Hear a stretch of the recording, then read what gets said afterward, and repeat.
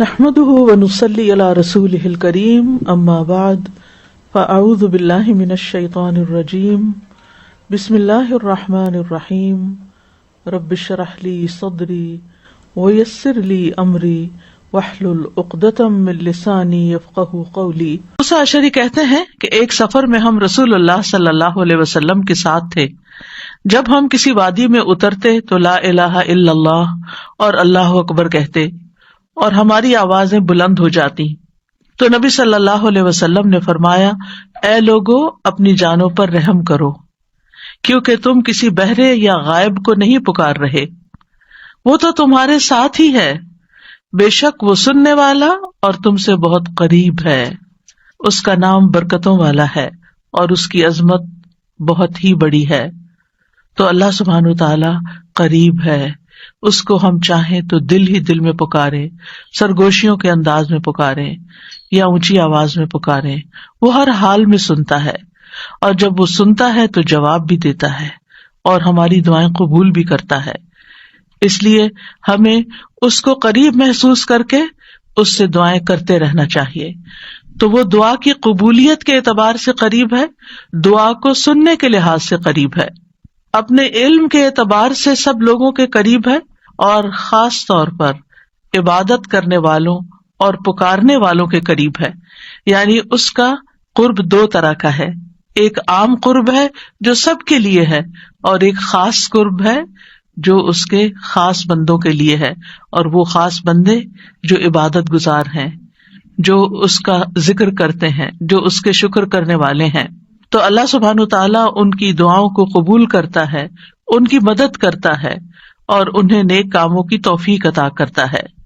یہاں پر آپ دیکھ رہے ہیں کہ فَإِنِّي قریب کہہ کے بندے اور رب کے درمیان کوئی فاصلہ نہیں رکھا گیا اس اعتبار سے کہ کوئی اور واسطہ ہو۔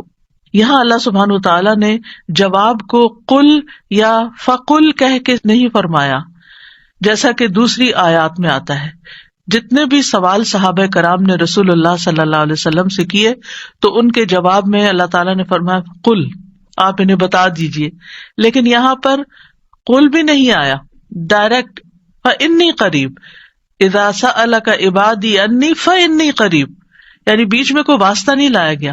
تو اس سے یہ پتہ چلتا ہے کہ ہمارے اور ہمارے رب کے بیچ میں کسی اور واسطے اور کسی اور وسیلے کی ضرورت نہیں۔ اور جب اللہ تعالیٰ نے یا عبادی کہہ دیا تو اس میں سارے بندے شامل ہو جاتے ہیں، چاہے وہ نیک ہوں یا بد ہوں، بڑے ہوں یا چھوٹے ہوں، گناہگار ہوں یا بہت پرہیزگار ہوں، کوئی بھی ہو، جو بھی اپنے رب کو پکارتا ہے رب اس کی پکار کو سنتا ہے اور وہ قریب ہے۔ لہٰذا جب ہمارا رب قریب ہے اور مجیب ہے، جیسا کہ آپ جانتے ہیں پروگرام کا نام بھی قریب مجیب اسی لیے رکھا گیا کہ ہمارا اگر اپنے رب سے تعارف ہو جاتا ہے، ہم اپنے رب کو پہچان جاتے ہیں کہ ہم کس کو پکار رہے ہیں اور وہ کہاں ہے، تو جتنا جتنا ہمارا یہ یقین ہوگا کہ وہ ہمارے قریب ہے اور وہ سنتا ہے اور جواب دیتا ہے، اتنی ہی زیادہ محبت اور توجہ کے ساتھ، اخلاص کے ساتھ ہم دعا کریں گے انشاءاللہ۔ اور پھر آپ دیکھیے کہ اللہ تعالیٰ ہماری دعاؤں کو ضائع نہیں کرتا۔ اجیب دعوت الداعی اذا دعانی، مطلب یہ ہے کہ جو بھی مجھ سے مانگتا ہے وہ کچھ پا کے ہی لوٹتا ہے، وہ نامراد نہیں ہوتا۔ جیسے زکریا علیہ السلام نے کہا تھا کہ وَلَمْ أَكُنْ بِدُعَائِكَ رَبِّ شَقِيًّا، کہ اے رب تجھے پکار کر تو میں کبھی بدبخت ہوا ہی نہیں، کبھی مایوس ہوا ہی نہیں، کبھی محروم ہوا ہی نہیں، جب بھی تجھے پکارا تجھ سے کچھ پا ہی لیا۔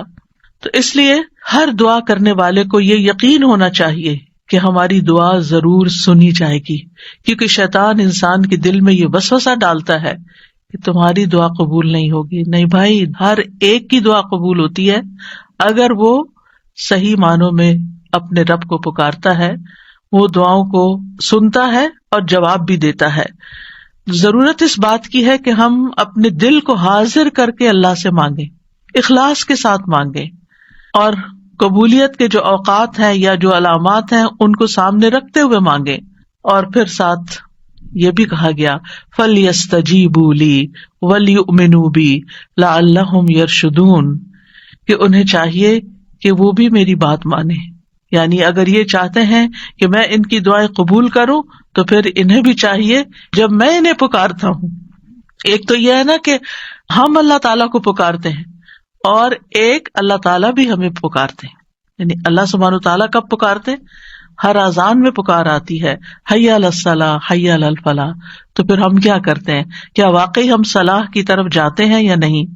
اسی طرح قرآن مجید میں بہت دفعہ یا ایھا الذین آمنوا کہہ کے ہمیں پکارا گیا ہے، اے لوگو جو ایمان لائے ہو.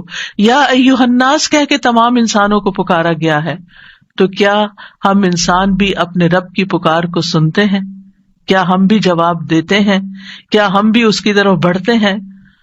اور پھر یہ کہ وَلْيُؤْمِنُوا بِی، چاہیے کہ وہ مجھ پر ایمان لائیں، چاہیے کہ وہ میری بات مانیں. لعلہم یرشدون، شاید کہ وہ سیدھی راہ پا جائیں. رسول اللہ صلی اللہ علیہ وسلم نے فرمایا، تم میں سے ہر ایک کی دعا قبول کی جاتی ہے جب تک کہ کوئی گناہ یا قطع رحمی کی دعا نہ کرے، بشرطے کہ جلدی بھی نہ کرے. پوچھا گیا یا رسول اللہ وہ جلدی کیا ہے؟ فرمایا یہ کہ کوئی یوں کہے کہ میں نے دعا کی اور میں نے دعا کی، یعنی دوبارہ کہ میں نے تو کئی بار دعا کی، بہت دعا کی، میری تو دعا قبول نہیں ہوتی، اور اس طرح وہ تھک ہار کر دعا کرنا چھوڑ دے. ایسا نہ کرے بلکہ دعا کرتا رہے، کیونکہ اس کی قبولیت کے مختلف طریقے ہیں.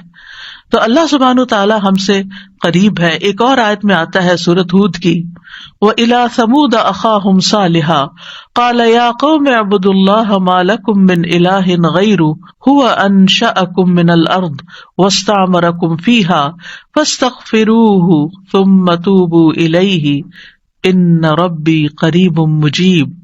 اور سمود کی طرف ان کے بھائی صالح کو بھیجا، اس نے کہا اے میری قوم، اللہ کی عبادت کرو، اس کے سوا تمہارا کوئی معبود نہیں، اسی نے تمہیں زمین سے پیدا کیا اور تمہیں اس میں آباد کیا، سو اس سے بخشش مانگو.